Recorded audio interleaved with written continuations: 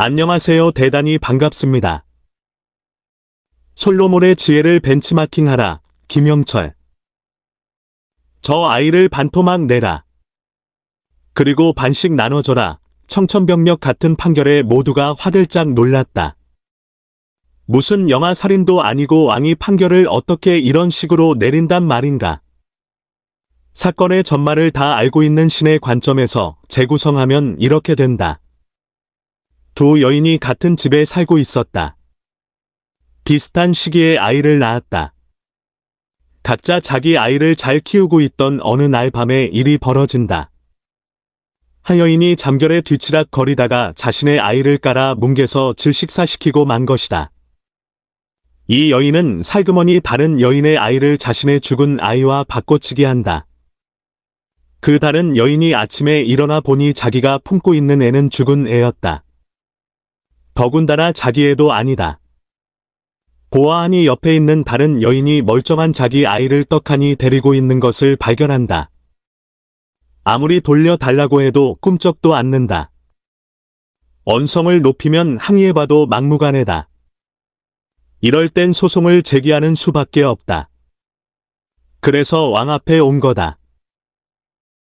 자, 왕의 이 황당한 판결에 두 여인은 어떻게 반응했을까? 한 여인은 왕의 명령에 복종한다면서 그렇게 남 반토막이라도 가져가겠다고 한다. 진실이 밝혀지지 않을 때에는 그것이 가장 공평한 일이란다. 그러나 또 다른 여인은 울면서 말하기를 그럴 바에는 그 아이를 차라리 포기하겠단다. 여러분 생각에도 두 번째 여인이 친모임이 분명하지 않은가? 죽은 아이의 반토막이라도 가져가겠다는 것은 애를 죽이자는 말이다. 이게 무슨 도움이 되겠는가? 그럴 바에는 차라리 그 애를 양보하겠다는 그 사람이 진정으로 그 아이를 사랑하는 친모가 아니겠는가? 자신의 아이가 죽은 것은 물론 슬픈 일이다. 그런데 그 대안으로 남의 아이를 몰래 가로챈 것은 온당치 못한 일이다. 이제 그것도 모자라서 남의 아이도 죽이겠다는 그 심보는 도대체 이해할 수가 없다. 요즘 같으면 DNA 검사 한 번만 하면 다 끝난다. 하지만 증거도 없고 목격자도 없는 당시 상황에서 친모를 가려내는 왕의 재치 있는 판결에 우리는 박수를 보낸다. 여러분들이 너무나 잘 아는 솔로몬의 지혜 이야기다. 한 지역의 도로가 지나가기로 결정이 난다. 대개 도로가 나면 교통이 편리해지면서 그 지역에 여러 가지 혜택 주어지게 마련이다. 병원 가기도 편해지고 대도시에 나들이 하기도 수월해지기 때문이다. 그런데 웬일인지 주민들의 표정이 영 밝지가 않다. 사정을 알아보니 그 도로는 고속도로라서 그 지역을 지나치기만 하고 진출로가 하나 없도록 설계되어 있었던 것이다. 높은 고가도로가 생기니 그 밑에서 생활하는데 그림자만 지지 나아질 게 하나 없다. 소음 분진도 덩달아 많아질 뿐이니 기분이 좋을 리가 없다. 게다가 그 고속도로에 자기 지역 이름이 붙여진다고 명예가 올라갈 일도 없다. 자, 이제 단체로 민원을 넣자는데 지역 군민들은 하나가 된다. 청원 결과 그 고속도로에서 지역으로 들락날락하는 진출로가 추가되는 것으로 설계가 변경된다. 모두가 반기는 결정이 나서 좋아하는 것도 잠시, 이제부터 지역민 간 갈등은 시작된다. 진출로를 어디로 낼 것인가를 두고 생각들이 다 다르다. 그 장소가 어디냐에 따라서 자신에게 돌아올 이해득실이 갈리기 때문이다. 진출로 입지를 두고 두 가지 안이 나왔다.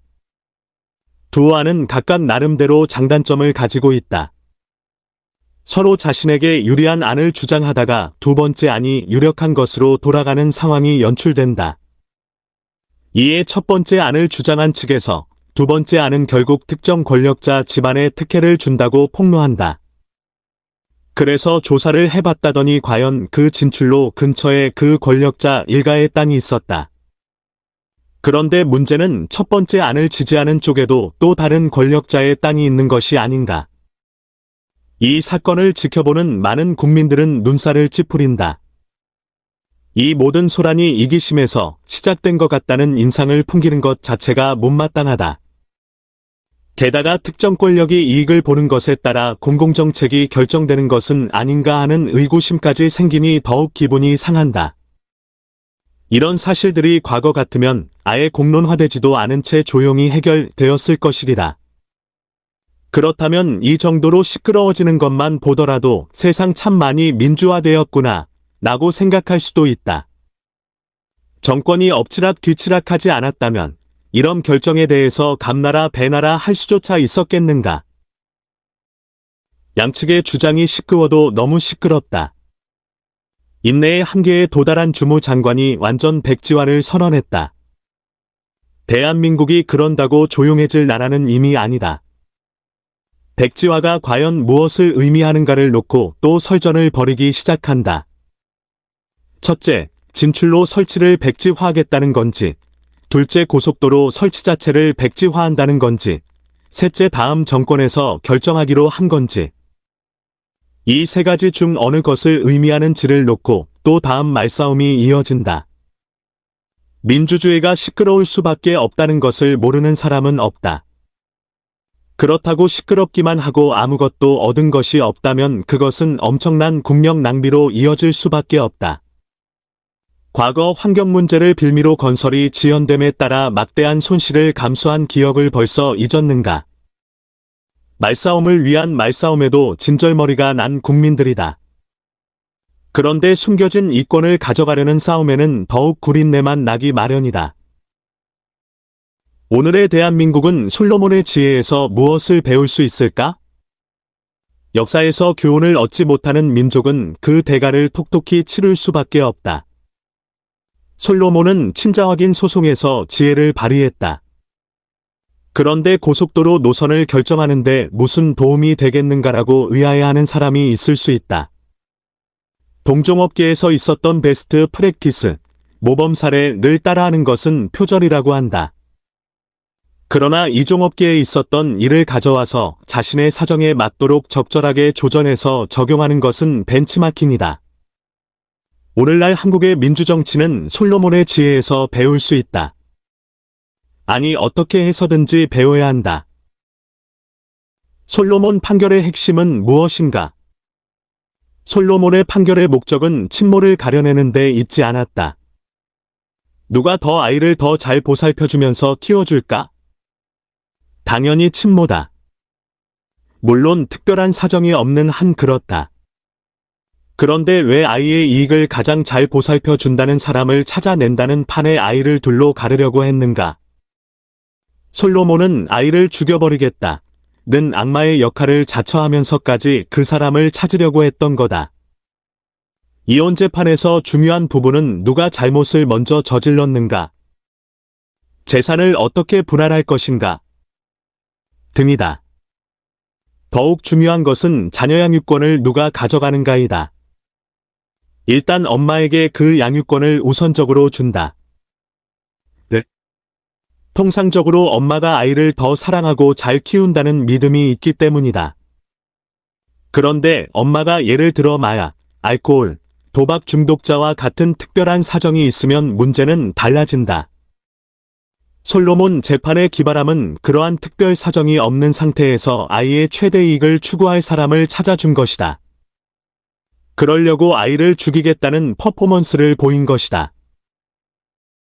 마을의 도로 진출로를 내는 일도 마찬가지다. 어느 쪽 방향으로 진출로를 내는가에 따라서 어느 권력자에게 더 많은 이익이 돌아가는가는 1차적으로 중요한 것이 아니다.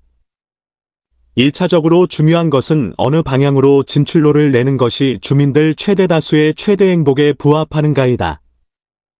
오늘날 친자 확인 소송은 DNA 검사라는 첨단 과학기법에 따르는 데에 이의가 없다. 비록 그만큼 객관적이고 정확하지는 않다고 하더라도 우리에게는 타당성 조사라는 기법이 있다. 전문가의 의견과 주민들에 대한 설문조사를 통해서 정치인이 결단을 내리면 된다. 그것이 오늘의 문제의 솔로몬의 지혜를 발휘하는 최상의 방법이다.